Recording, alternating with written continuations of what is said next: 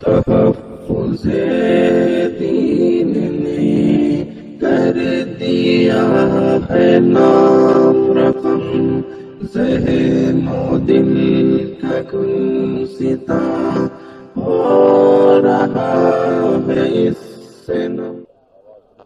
ونعوذ باللہ من شرور انفسنا ومن سیئات اعمالنا،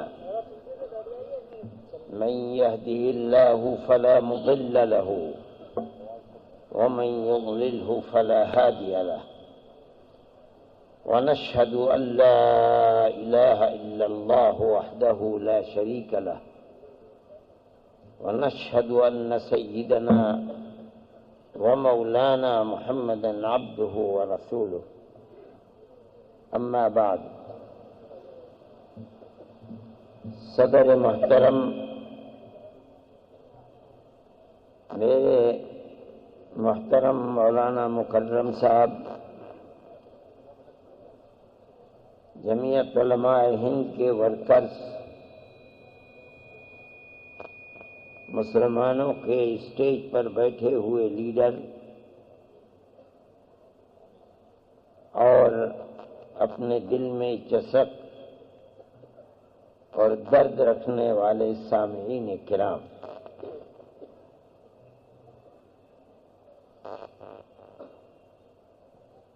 یہ ملک ہمارا ہے، ہم ہمیشہ سے اس ملک کے رہنے والے ہیں۔ دنیا کے بہت ملک ایسے ہیں جہاں مسلمان یا ہندوستان کے لوگ روٹی روزی کمانے کے لیے پہنچے ہیں، وہاں کے اصل باشندوں کا رنگ و روپ الگ ہے، زبان الگ ہے، پہناوا الگ ہے۔ ہندوستانیوں کا رنگ و روپ الگ ہے، پہناوا الگ ہے، پہچانا جاتا ہے آدمی کہ یہ یہاں کا رہنے والا نہیں ہے۔ لیکن ہم اپنے اس ملک کے اندر ہمیشہ سے یہیں کے رہنے والے ہیں، جو اپنے آپ کو اکثریت کہتی ہے اور ہم اقلیت ہیں۔ حقیقت یہ ہے کہ ملکی اعتبار سے ہم اور وہ ایک ہی برادری، ایک ہی خاندان، ایک ہی ملک کے رہنے والے ہیں۔ کوئی برادری ایسی نہیں ہے جس کے اندر ہندو ہے تو مسلمان بھی نہ ہو۔ لیکن ہمارے ملک کی نظریات میں اتنی لچک تھی کہ ایک باپ کی اولاد ایک ہندو ہے، اپنے باپ دادا کے دین کے اوپر ہے، دوسرا مسلمان ہو گیا، تیسرا کرسچن ہو گیا، چوتھا سکھ ہو گیا، پانچواں بدھ مذہب کے اندر چلا گیا۔ لیکن ہمارے رہن سہن کے اندر کوئی فرق، کوئی جنگ و جدال، کوئی مار پیٹ نہیں تھا۔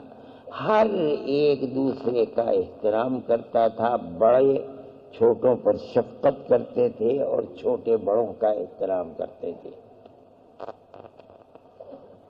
یہ تو سیاسی جھگڑا ہے، ہماری بدقسمتی ہے، اس ملک کی بدقسمتی ہے کہ اقتدار کی کرسی پر سیاست کرنے کے لیے وہ اپنی کسی صلاحیت کی بنیاد پر نہیں پہنچ سکتے تھے، انہوں نے دلوں کو بانٹا، ووٹ کی تقسیم کی اور کرسی پر جا کر کے بیٹھ گئے۔ یہ ملک کی بدقسمتی ہے۔ میں آپ کو کہتا ہوں کہ موجودہ دور کے اندر جو مسئلہ اٹھا ہے مسلم پرسنل لا بورڈ کا، اس کی بھی حقیقت صرف اور صرف الیکشن ہے۔ یو پی کے الیکشن کی وہ قیمت ہے کہ یہاں کے لوگ وزیر اعظم بناتے ہیں، بہت بڑا صوبہ ہے، یہاں اگر کوئی جیتے گا تو اسی اعتبار اور تناسب سے راجیہ سبھا کے اندر اس کے ممبروں کی اکثریت ہوگی، اس کے بعد دوسرے نمبر کے اوپر بہار میں بی جے پی اپنی تمام تر فرقہ پرستی کے باوجود بہار کے اندر اس کا جادو نہیں چلا۔ اب یہ یو پی کا نمبر ہے۔ آخر کیا وجہ ہے کہ 3 سال ہونے کو ہیں مسلم پرسنل لا کے مسئلے کو نہیں اٹھایا گیا؟ آج یو پی کا الیکشن سر کے اوپر ہے، تو وہی سیاست کہ ووٹوں کی تقسیم کس طریقے پر کرائی جائے، اکثریت کے ووٹ ایک طرف، اقلیت کے ووٹ دوسری طرف کرائے جائے۔ چنانچہ مسئلہ سامنے آ رہا ہے۔ میں نے یہ بات مسلم پرسنل لا بورڈ میں بھی کہی تھی، اور ملک کے بڑے اچھے سمجھدار لوگوں نے اس بات کو کہا کہ مسلم پرسنل لا بورڈ نے ایک چیز کو اختیار کیا کہ اس کے اوپر دستخطوں کی مہم چلائی جائے۔ یہ اللہ کا شکر ہے کہ مسلمان سو رہا تھا، وہ جاگ گیا، اور یہ مہم اتنی کامیاب ہوئی کہ گھر گھر پہنچ گئی۔ الیکشن سے پہلے اب جلسے، جلوس، اچھلنا کودنا، تنقید کرنا، بہت جذباتی تقریریں کرنا، یہ در حقیقت بی جے پی کو کامیابی کی طرف قدم بڑھانے کا سبب ہوگا۔ سمجھائیے، مسلمان کو بتائیے کہ مسلم پرسنل لا بورڈ ہے کیا؟ گورنمنٹ جو کہہ رہی ہے پرائم منسٹر کہ ہم طلاق کے مسئلے کے اندر مسلمان عورتوں کو برابری دیں گے، اس کا مطلب کیا ہے؟ وہ کیا کہنا چاہتے ہیں؟ برابری دینے کا مطلب ہے کہ وہ ہندو اور کرسچن عورت کو جس طرح کا حق حاصل ہے ہم اس طرح کا حق دلائیں گے۔ ہندو اور کرسچن عورتوں میں مرد کو طلاق دینے کا حق نہیں ہے، کورٹ کو طلاق دینے کا حق ہے۔ اس کا مطلب ہے کہ عورت یا مرد اگر اپنی زندگی مناسب نہیں گزر رہی ہے، عورت کو مرد پسند نہیں ہے یا مرد کو عورت پسند نہیں ہے، کوئی ایک دوسرے سے الگ نہیں ہو سکتا۔ عورت پہلے جائے گی کورٹ کے اندر، جس طرح سے ہندو عورت جاتی ہے، جس طرح سے کرسچن عورت جاتی ہے۔ کوئی ڈھکی چھپی بات نہیں، میں اور آپ جانتے ہیں کہ لوور کورٹ میں کوئی مقدمہ جاتا ہے تو لوور کورٹ میں جو ہارتا ہے وہ ضرور ہائی کورٹ جاتا ہے، ہائی کورٹ میں جو ہارے گا وہ ضرور سپریم کورٹ جائے گا، اور لوور کورٹ سے سپریم کورٹ میں پہنچتے پہنچتے 15 سال ہو جائیں، 20 سال ہو جائیں، 25 سال ہو جائیں، مقدمہ ایک نسل مر جاتی ہے، دوسری نسل آتی ہے، تب جا کر کے کورٹ کا فیصلہ ہو پاتا ہے۔ اس کا مطلب ہے کہ تباہ دونوں کے لیے دنیا جہنم بنا ہوا ہے، اور کوئی کسی نتیجے پر مسلمان عورت کو وہیں لے جا کر کھڑا کرنا چاہتے ہیں۔ ہم نے یہ بات کہی تھی کہ مسئلہ یہ نہیں ہے، مسئلہ یہ ہے کہ وہ جانتے ہی نہیں کہ ہے کیا مسئلہ، وہ یہ سمجھتے ہیں کہ عورت کو کوئی حق نہیں ہے۔ حالانکہ میرے بھائی، کوئی نکاح کا مسئلہ ایسا نہیں ہے جہاں عورت کو حق نہ ہو۔ آپ جانتے ہیں نکاح ہوتا ہے، ایک وکیل ہوتا ہے وہاں، جس طرح آپ کا وکیل کورٹ کے اندر ہوتا ہے، آپ موکل ہوتے ہیں، نہیں جانتا یہ جو وکیل ہے یہ عورت اس کی موکل ہے اور یہ اس کا وکیل ہے۔ جس طرح کورٹ کے اندر وکیل اگر ہاں کرتا ہے تو وہ موکل کی ہاں سمجھی جاتی ہے، نہ کرتا ہے موکل کی نہ سمجھی جاتی ہے۔ قاضی وکیل سے پوچھتا ہے کہ آپ نے عورت سے اجازت لی؟ وہ کہتا ہاں میں نے اجازت لی۔ کیا مطلب؟ میں اس کا وکیل ہوں، وہ موکل ہے۔ قاضی پوچھتا ہے بتائیے 2 گواہ لائیے کہ آپ نے اجازت لی ہے. 2 گواہ آتے ہیں، وہ کہتی کہ ہاں ہمارے سامنے اجازت لی. نکاح بغیر عورت کی اجازت اور مرضی کے ہو نہیں سکتا، آپ چاہے جہاں سے مسئلہ پوچھیں. اور جیسے مرد نے کہا کہ میں نے قبول کیا، 1 منٹ پہلے تک اس عورت کا کھانا پینا رہنا سہنا ماں باپ کے ساتھ جڑا ہوا تھا. 1 منٹ کے بعد اب اس کی زندگی ساری اس شوہر پر جڑ گئی. جیسے اس نے کہا قبول کیا، اس وقت سے اس کا کھانا پینا اوڑھنا بچھونا رہنا سہنا ہر ذمہ داری اس شوہر کے اوپر ہے. مان لیجئے یہ شوہر اس کے حقوق کو ادا کرتا ہے تو دونوں کے لیے تو دنیا جنت بنی ہوئی ہے. اور اگر نہیں ادا کرتا ہے تو آپ فقہ کی کتابوں کو پڑھیے جو فسخ نکاح اور تفریق کے 14 حق ہیں عورت کے. اگر ان حقوق کو ادا نہیں کر پا رہا ہے، ایک بھی اگر پایا گیا، عورت کو یہ حق حاصل ہے.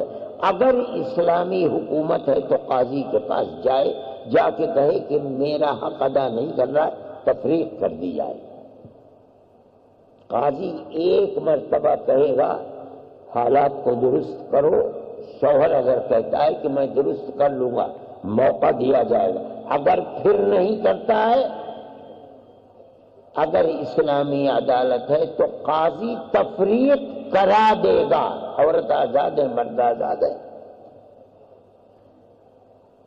اچھا، ہندوستان کے اندر وہ اسلامی شریعت کا جاننے والا قاضی نہیں ہے. جمعیت علماء نے تقریباً آج سے 70-80 سال پہلے امارت شرعیہ کو مرتب کیا تھا. ملک کی تقسیم ہو گئی، امارت شرعیہ بہار میں قائم ہوئی. انہوں نے ہر ضلع میں قاضیوں کو بیٹھا دیا. ہمارے یہاں نہیں تھے. حضرت مدنی نور اللہ مرتضی مولانا سید اسد صاحب مدنی رحمت اللہ علیہ نے پھر امارت شرعیہ کو، جس کا اصل محرک یہی تھا.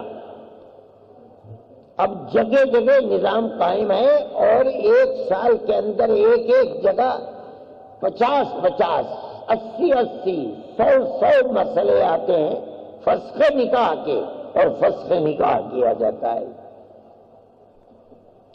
اگر آپ دیکھیں 14 حقوق ہیں، ایک حق بھی اگر نہیں ہے، عورت کو اختیار ہے وہ جائے اور جا کر کے فسخ نکاح کر دے.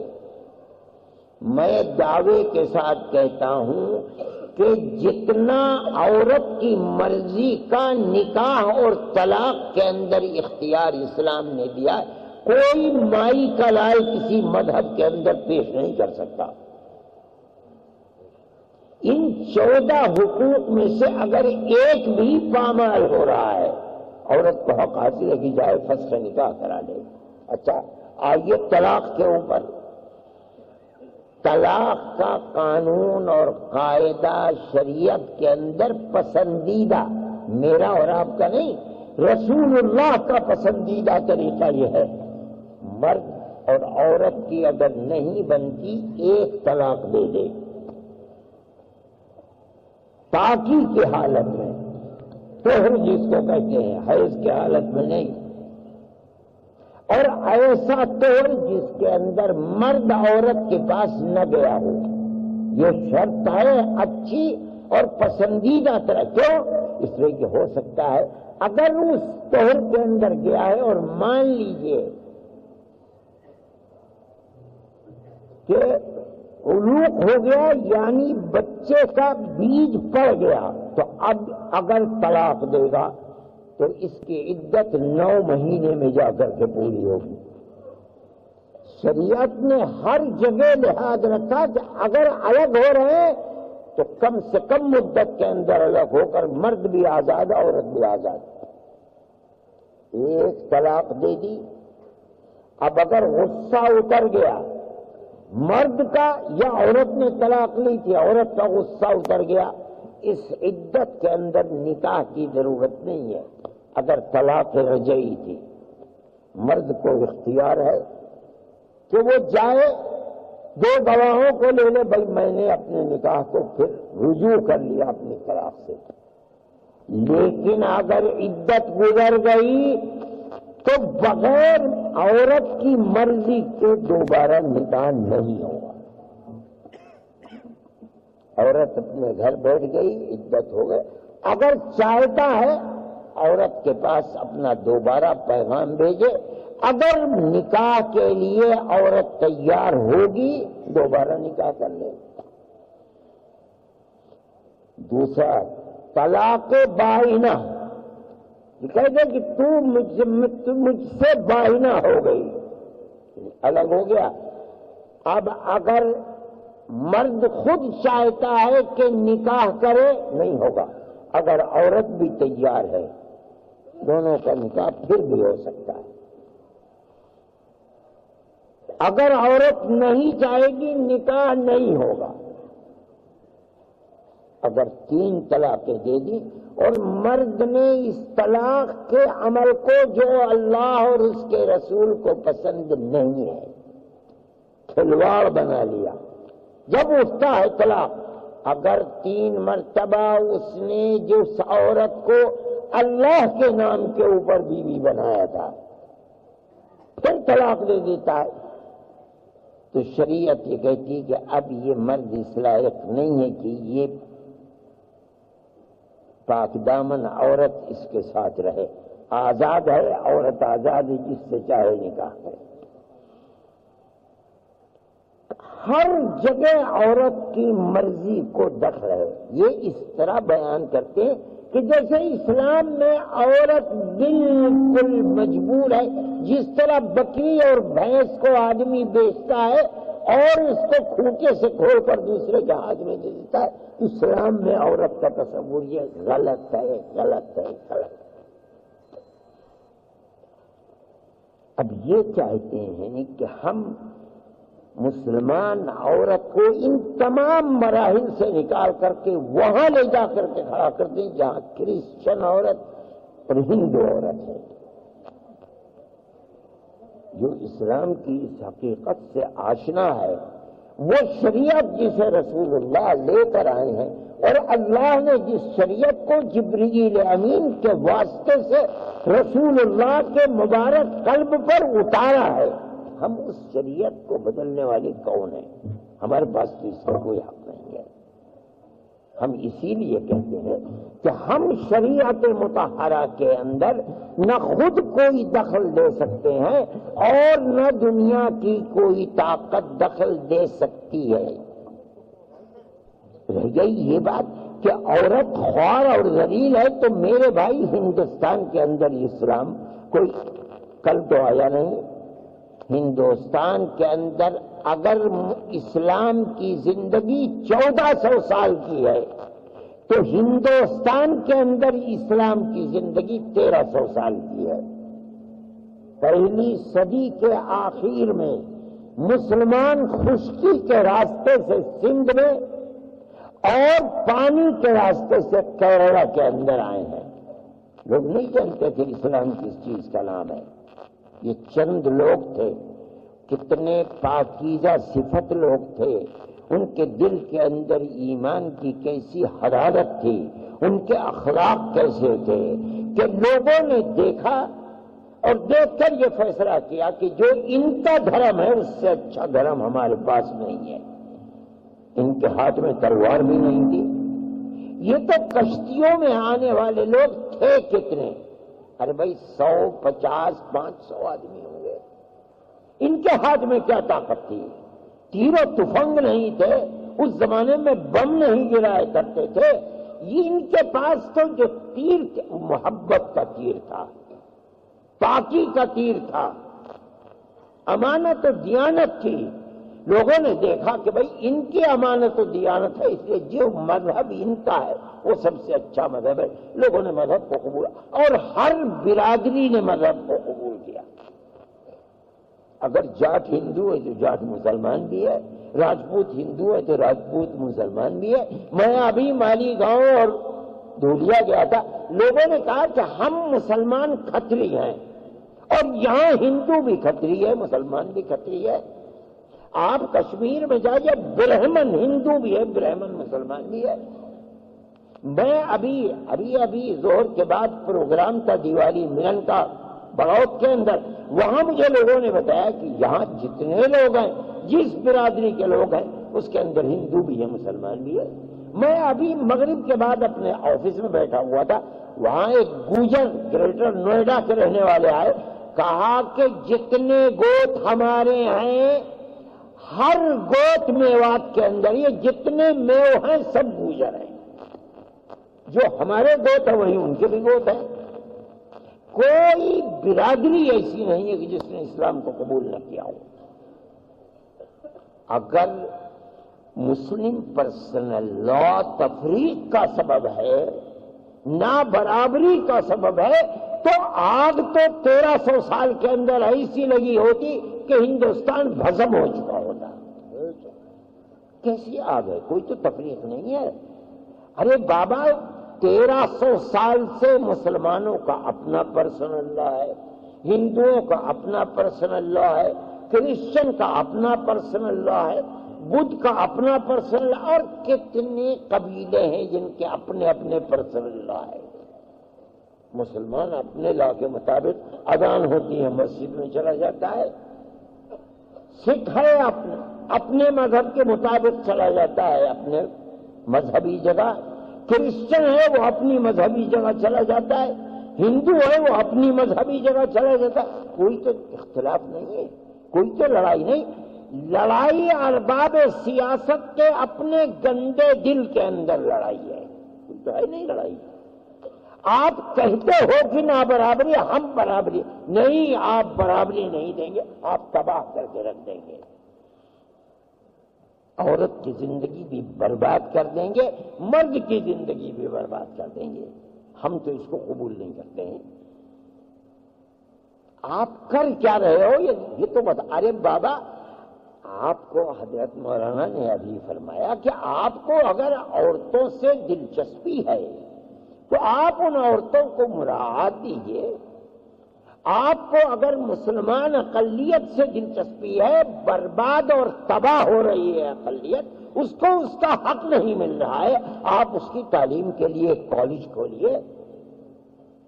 اپنے باپ دادا کا بنایا ہوا ادارہ ہے، یونیورسٹی ہے، آپ آج تک اس کے اقلیتی کردار کو تو بحال کر نہیں سکے، آپ مسلمان کو دے کیا دیں گے؟ آج اگر آپ اقلیتی کردار کو بحال کر دیں تو بلا مقابلہ 51% مسلمان بچے اس کے اندر داخلہ لے سکتے ہیں، آپ نہیں کرتے۔ حالانکہ یہ بات مسلم ہے کہ سر سید نے علی گڑھ یونیورسٹی کو بنایا، اس کے اندر جو اس کا انتظام کرنے والے لوگ ہیں مسلمان ہیں۔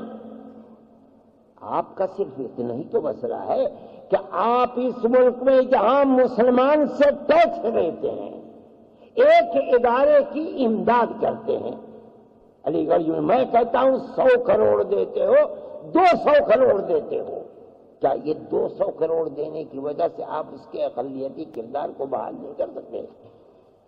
یہ مسئلہ میرے سامنے بھی آیا تھا جب میں جامعہ ملیہ کے مسئلے کو لے کر کے آج سے 2 سال پہلے میرے پاس لوگوں نے کہا کہ بھئی اس کے اقلیتی کردار کا مسئلہ چل رہا ہے۔ مجھے دلچسپی اس سے اس لیے تھی کہ حضرت شیخ الہند رحمۃ اللہ علیہ اس کے مؤسس ہیں، اس کی بنیاد رکھنے والے ہیں، اس لیے مجھے اس سے دلچسپی تھی کہ جمعیت علماء کے بھی بالکل بنیادی شخصیت حضرت شیخ الہند رحمۃ اللہ علیہ کی، انہی کے اشارے سے حضرت مفتی کفایت اللہ صاحب نے 1919 کے اندر جمعیت علماء کی بنیاد رکھی تھی۔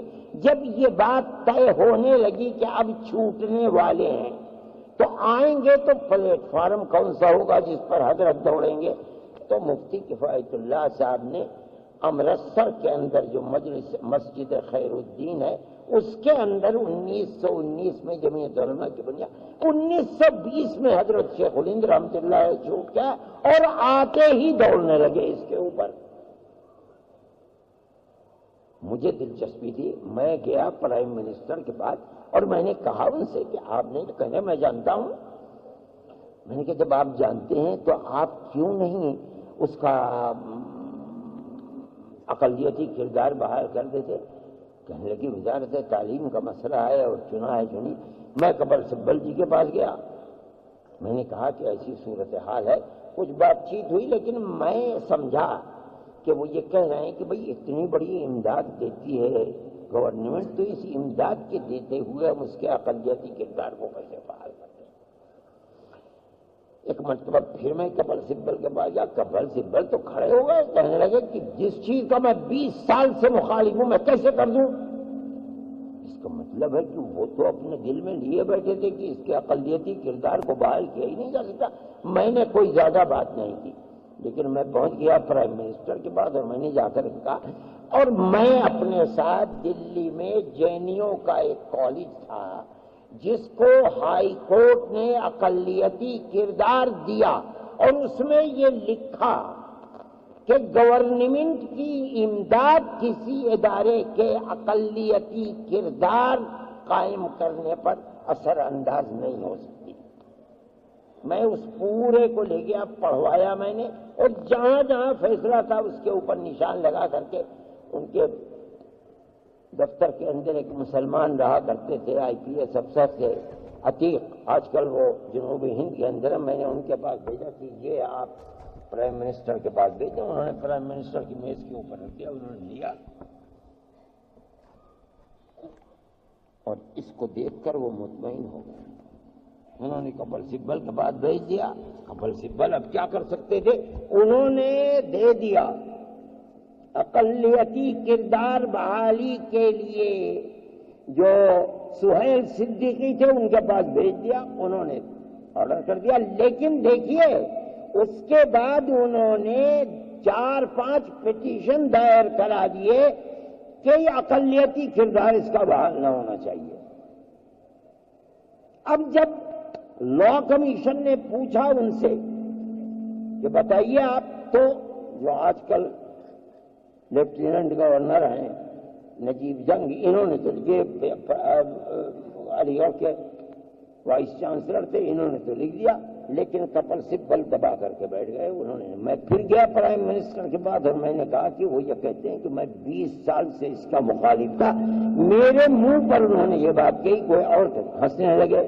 رات میں ہو گئے سونیا جی کے پاس اور ان سے کہہ کر کے انہوں نے ڈانٹ پلوائی، تب انہوں نے بھیجا سلمان خورشید کے پاس کہ بھئی آپ اس کا جواب دے دو۔ مجھے پتہ چل گیا، میں نے رمضان کے دن سے دلی سے فون کیا میں دیوبند سے، اور میں نے کہا کہ سلمان صاحب اگر آپ کی رپورٹ کوئی خلاف چلی گئی یونیورسٹی کے تو یاد رکھیے مسلمان قیامت تک چھوڑے گا نہیں آپ کو۔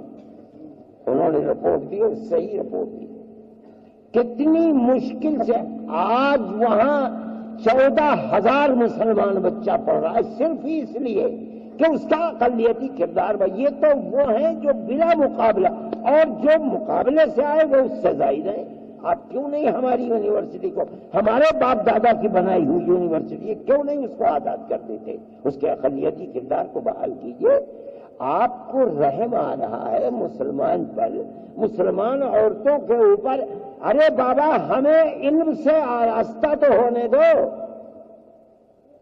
پالیسی بنا کر گورنمنٹ مسلمان کو تباہ کرتی ہے، اور کل کے اس حادثے کے بعد تو ہمیں اس کے کہنے میں کوئی تکلف نہیں ہے کہ آج کی BJP گورنمنٹ کے اندر نہ مسلمان کا دین محفوظ ہے نہ مسلمان کی جان محفوظ ہے۔ کیا ہو رہا ہے؟ ملک کدھر جا رہا ہے؟ اگر ملک کے اندر نفرت ہوگی، جس نفرت کا بیج آپ بو رہے ہیں، اس کا مطلب ہے کہ آپ ملک کو برباد کر رہے ہیں۔ ملک تو پیار و محبت سے چلے گا میرے بھائی، اس پیار و محبت کو زندہ رکھنا چاہیے۔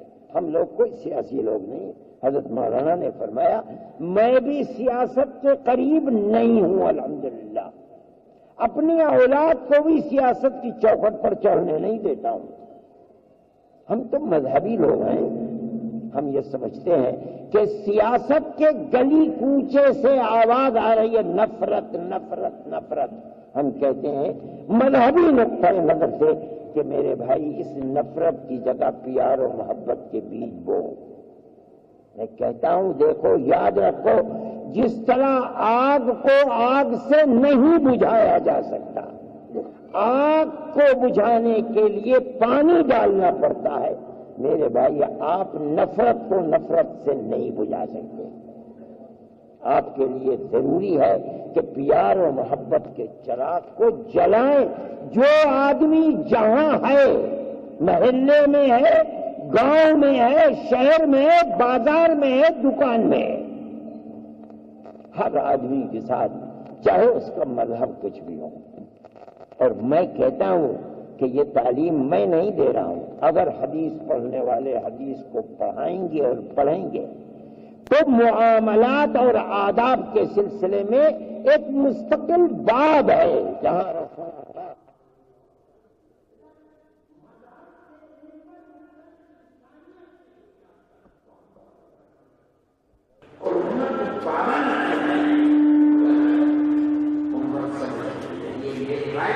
مسلمان پکا مسلمان جب ہی ہے جب ہر ایک اللہ کی مخلوق سے محبت کرے، کتے سے بھی محبت کرے۔ نبی کریم علیہ السلام نے فرمایا کہ ایک عورت مؤمنہ فاحشہ بدکار سیاہ یا اس نے دیکھا کہ پانی کے قریب کتا سسک رہا ہے پیاس کی وجہ سے، لیکن پانی تک پہنچ نہیں پاتا۔ حدیث میں آتا ہے کہ اس نے اپنی روحنی میں اپنے جوتے کو باندھا اور باندھ کر لٹکا، جو چند قطرے اس سے نکل آئے، ان قطروں کو سمجھ کے یہ کتے کے نیچے ڈال دیا۔ نبی کریم علیہ الصلوۃ والسلام فرماتے ہیں ساری زندگی فوجوں پر کاری نہیں کی، یہ عورت تو میری مخلوق سے اوپر نہیں ہے اور میں اس عورت کو نہیں کروں، اسے ساری زندگی نہیں بناؤں۔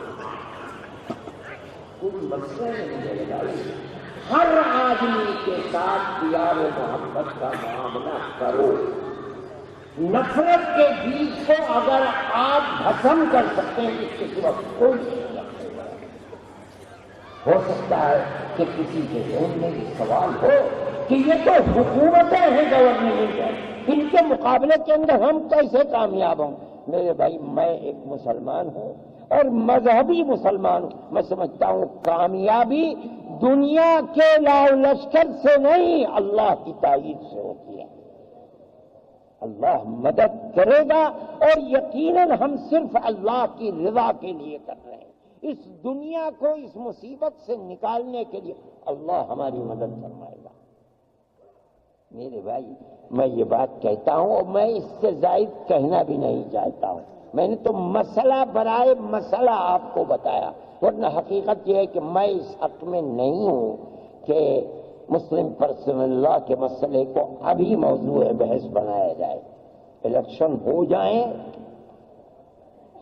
اور میں مسلمان ہی سے نہیں، میں ملک کے ہندوؤں سے بھی کہتا ہوں، اور میرا یہ ماننا ہے کہ فرقہ پرست ہندو کم ہے، پیار و محبت کا چاہنے والا ہندو ملک میں زیادہ ہے۔ دیکھیے ایک آواز اٹھی گھر واپسی کا پروگرام، کیا آواز تھی؟ ہر کرسچن کو پکڑو، 5 کروڑ کرسچن کو ہندو بناؤ، اور گورنمنٹ کہتی ہے کہ مسلمان 18 کروڑ ہیں، میں اسی کو لیتا ہوں کہ 18 کروڑ مسلمانوں کو ہندو بنا لو۔ آواز تو بڑی اچھی تھی، ہر ہندو کو کھڑا کر دینے والی آواز تھی، لیکن آپ نے دیکھا کہ یہ آواز اٹھی، پریس نے بھی لیا، میڈیا نے بھی لیا، الیکٹرانک میڈیا نے بھی لیا، لیکن 15 دن کے بعد یہ آواز ختم ہو گئی۔ کیسے ختم ہو گئی؟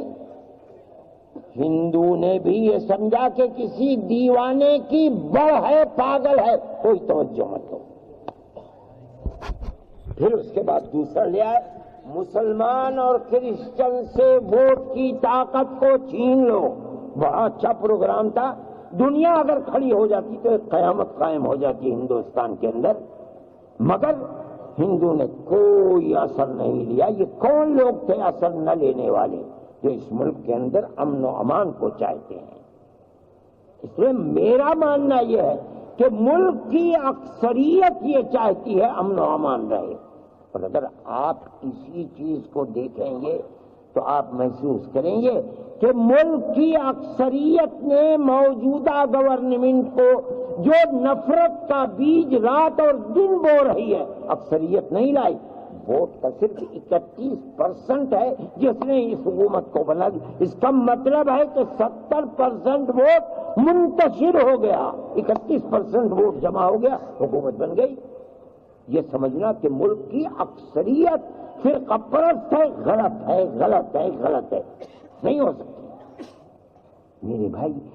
مگر میں یہ بھی جانتا ہوں کہ حکومت آج ہے، اور حکومت وہ جو نعرے لگے تھے آج سے 2 سال 3 سال پہلے گھر واپسی کے، میں موجودہ دور کے اندر مسلم پرسنل لا کے اندر ختم کر کے ترمیم کر کے یکساں سول کو میں اسی کا دم چھلا سمجھتا ہوں جو چند افراد نے اٹھایا تھا، گورنمنٹ لے کر کے بیٹھ گئی۔ آپ یہ کر کے، اس کا مطلب ہے کہ آپ مسلمان کے مذہبی تشخص کو ختم کرنا چاہتے ہیں۔ یہ تو وہی بات ہے گھر واپسی کی، آپ یہ چاہتے ہیں، مگر ہم نہیں سمجھتے کہ ایسا ہو پائے گا، اور انشاءاللہ نہیں ہوگا میرے بھائی۔ ارے بھائی کیوں شور مچاتے ہو یار؟ جب نعرے لگانے کا مسئلہ تو دل میں گھس جاتے، یہاں بیٹھ کر کے نعرے تکبیر کرو۔ میرے بھائی مسئلہ ہے نہیں جذباتیت کا، جتنا جذباتی بنو گے ٹھوکر کھاؤ گے، یاد رکھو۔ مسئلہ یہ کہ سمجھو ہو کیا رہا ہے، آپ سمجھے؟ بہار کے لوگوں نے، دیکھو بہار کے لوگوں نے جذباتیت سے کام نہیں لیا، اپنی ایک تاریخ رقم کرا دی۔ مسلمان سامنے آ کے کھڑے ہو گئے، ہمیں ووٹ دو اسلام کے نام کے اوپر، جھٹک دیا، ضمانتیں ضبط کرا دی، ایک طرف لے کر کے چلے، اور ہندوستان کی سب سے بڑی فرقہ پرست پارٹی کو باہر پھینک دیا۔ ہندو مسلمان نے مل کر کے بیٹا، مسلمان کا طرح کام تو نہیں تھا۔ اور بھائی آپ نے دلی کے اندر کیا مسلمان میں یہ طاقت تھی کہ صرف 3-4 سیٹیں بی جے پی کی ہیں؟ مسلمان میں تو یہ طاقت نہیں تھی۔ اگر ہندو آپ کے ساتھ قدم بقدم شریک نہ ہوتا آپ کچھ نہیں کر سکتے تھے میرے بھائی۔ ہندو اکثریت فرقہ پرست نہیں ہے، اس کو ساتھ لیجیے، گلے لگائیے، حسن معاملہ کیجیے۔ دیکھیے کیسے ہوتا ہے، میں ہوائی جہاز میں سفر کرتا ہوں، اور عام طریقے پر جو ٹکٹ لیتے ہیں اس کے اندر کچھ پیسے بڑھا کر کے ان سے کچھ لے بھی لیتے ہیں، تو میں تو شوگر فری بسکٹ لیتا ہوں ان سے، میں لیتا ہوں، اور لے کر کے جو میرے دائیں بائیں بیٹھے رہتے ہیں میں محبت کے ساتھ انہیں دیتا ہوں، وہ پہلے انکار کرتے ہیں، اس کے بعد میں کہتا ہوں آپ لے لیں گے تو مجھے خوشی ہوگی۔ آدمی لے لیتا ہے، کھاتا ہے، لیکن میں جانتا ہوں کہ اس کا اثر کتنا ہوتا ہے۔ بعض اوقات یہ ہوتا ہے کہ یہ بوڑھا آدمی وہ اٹھتا ہے اور میرا سامان خود اٹھا کر کے مجھے دیتا ہے، یہ اسے ایک بسکٹ کا اثر ہے۔ میں کہتا ہوں اگر مسلمان اپنی زندگی کا اس کو ایک فریضہ بنا لے گا کہ مجھے پیار و محبت، اگر مجھے تکلیف ہوتی ہے میں اسے درگزر کروں گا، اور میں پیار و محبت کا معاملہ کروں گا، میرے بھائی ملک کی قسمت بدل سکتی ہے، مگر مسلمان کو کرنا چاہیے۔ آپ اس اپنے فریضے کو ادا کریں۔ میرے کہنے کی وجہ میں کہتا ہوں قرآن و حدیث کی بنیاد کے اوپر، آپ کسی استاد سے ابواب آداب کو پڑھ کر کے دیکھ لیں، رسول اللہ کی یہی تعلیم ملے گی آپ کو۔ میں جمعیت علماء کے ارکان کا مولانا مسلم صاحب صدر ہیں، میں ان کا، مولانا مکرم حسین صاحب کا، اور بھی جو دوسرے حضرات ہیں وہ بیٹھے ہوئے ہیں، ہمارے لیڈر صاحب، ان کا اور سب کا شکریہ ادا کرتا ہوں، آپ نے مجھے موقع دیا اور میری بڑی عزت افزائی کی۔ جمعیت علماء آپ کی جماعت ہے اور الحمدللہ اپنے اکابر کے طریقے کے اوپر ہم چلنے کی کوشش کرتے ہیں، چاہے لنگڑا کر ہی چلیں، مگر اللہ نے ہمیں ایسی توفیق دی ہے ہمارے اکابر کی جوتوں کو سیدھا کرنے کی سعادت سے کہ اللہ، میں کہتا ہوں کہ جمعیت علماء مظلومین کی جو مدد کر رہی ہے کوئی دوسری جماعت نہیں کر پا رہی ہے۔ میرے پاس لوگ آتے ہیں اور بہت خوش ہوتے ہیں، بڑی دعائیں دیتے ہیں کہ بابا کوئی آدمی نہیں تھا مسلمان اپنے آپ کو جمعیت علماء کی وجہ سے یہ محسوس نہیں کرتا کہ وہ بے سہارا ہے۔ ہم نے اس مسئلے کے اندر بھی جو ہمارا یونٹ مہاراشٹر کی مظلوموں کی مدد کرتی ہے، میں نے ان سے کہا، کل انہوں نے اپنے وکیل کو ہوائی جہاز سے بھیجا بھوپال تاکہ جا کر کے لوگوں سے بات کرے اور ان سے کہے کہ اگر آپ ہمیں وکیل بناتے ہیں اور وکالت نامے پر دستخط کر کے ہمیں دیتے ہیں تو ہم ہائی کورٹ میں اور سپریم کورٹ کے اندر بھی اس مقدمے کو لڑیں گے کہ یہ جو کچھ ہوا ہے وہ فرضی ہوا ہے، اس کی کوئی حقیقت نہیں ہے۔ ہم اس طرف چل رہے ہیں اور خدا کرے ہم اس کے اندر کامیاب ہوں، یہ ہمارا قانونی حق ہے، ہم اس ملک کے رہنے والے ہیں۔ جمعیت علماء کا کبھی یہ کردار نہیں رہا کہ وہ کسی مسئلے کو لے کر کے سڑکوں کے اوپر آئے۔ ہم نے کبھی بھی، ہمیں لوگوں نے گالیاں دی، ہمارے بزرگوں کی پگڑیوں کو اچھالا، ٹوپیوں کو روندا، لیکن وہ کبھی جذباتیت میں آ کر کے انہوں نے کوئی کام نہیں کیا۔ ہم بھی اس کے قائل ہیں کہ کوئی کام سڑکوں پر لا کر کے کامیابی نہیں حاصل کر سکتے، ہمیں قانونی حق ہے، ہم لوور کورٹ کے اندر لڑیں گے، ہمیں وہاں حق ملے گا، نہیں ملے گا ہائی کورٹ میں جائیں گے، ملے گا حق فبہا و نعمت، نہیں ملے گا سپریم کورٹ کے اندر جائیں گے۔ ہمیں خدا کی ذات سے توقع ہے کہ اللہ ہمیں کامیاب بھی فرمائے گا اور ان مظلوموں پر رحم بھی فرمائے گا۔ وآخر دعوانا ان الحمد للہ رب العالمین۔ اللہم انا نشہدک انت اللہ لا الہ الا انت الاحد الصمد الذي لم يلد ولم يولد ولم يكن له كفوا احد۔ اللهم صل على سيدنا عبدك ورسولك محمد النبي الأمي وعلى آله وأصحابه وأهل بيته وبارك وسلم كما تحب وترضى عدد ما تحب وترضى۔ اے پروردگار، ہم گواہی دیتے ہیں کہ آپ ہی ہمارے اللہ ہیں۔ اے پروردگار، ہمارا ایمان ہے کہ آپ کا کوئی شریک نہیں۔ اے اللہ، آپ کی ذات ہر عیب سے پاک ہے۔ اے پروردگار، آپ سمد ہیں، ساری دنیا آپ کی محتاج ہے، آپ کسی کے محتاج نہیں ہیں۔ اے اللہ، بادشاہوں کے بادشاہ آپ ہیں۔ اے اللہ، ساری دنیا آپ کی بادشاہت میں چل رہی ہے۔ اے پروردگار، نہ آپ کی کوئی ماں ہے، نہ آپ کا کوئی باپ ہے، نہ آپ کی کوئی اولاد ہے۔ اے اللہ، ہمارا ایمان ہے کہ آپ جیسا کوئی نہیں ہے۔ اے پروردگار، اپنے محبوب اور ہمارے آقا حضرت محمد صلی اللہ علیہ وسلم پر بے حساب رحمتیں نازل فرما، ان کے صحابہ پر، ان کی آل پر، ان کے اہل بیت پر، ہماری مائیں، ان کی ازواج مطہرات پر اے اللہ بے حساب رحمتیں نازل فرما۔ اے پروردگار، ان کے صدقے میں ہم سب حاضرین کو ہمارے مقاصد حسنہ میں کامیابی عطا فرما۔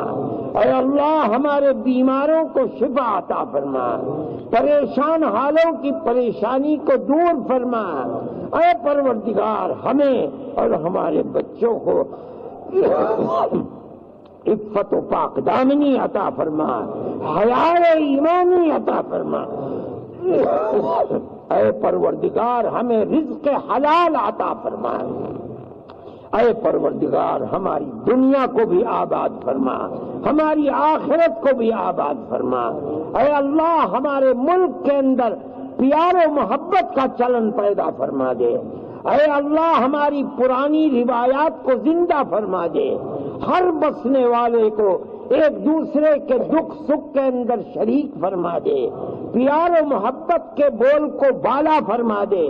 اے اللہ، جو لوگ نفرت کے بیج کو بو رہے ہیں، فتنہ و فساد کو جنم دے رہے ہیں، اے اللہ آپ بادشاہوں کے بادشاہ ہیں، ان کی کمر کو توڑ دے، انہیں خائب و خاسر فرما دے، ہمارے ملک کے سب بسنے والوں کو پیار و محبت کی دولت سے نواز دے، ملک میں امن و امان کو قائم فرما دے۔ اے پروردگار، ہماری مسجدوں کی حفاظت فرما، ہمارے مدرسوں کی حفاظت فرما۔ اے پروردگار، ہمارے وہ افراد اور جماعتیں جو دین کا کام کر رہی ہیں ان کی حفاظت فرما۔ اے پروردگار، ہمیں حسن خاتمہ میسر فرما۔ اے اللہ، میدان محشر میں جناب رسول اللہ صلی اللہ علیہ وسلم کی شفاعت میسر فرما اور اپنی جنت میں جگہ عطا فرما۔ وصلی اللہ تعالی علی خیر خلقہ سیدنا محمد وعلی آلہ واصحابہ اجمعین۔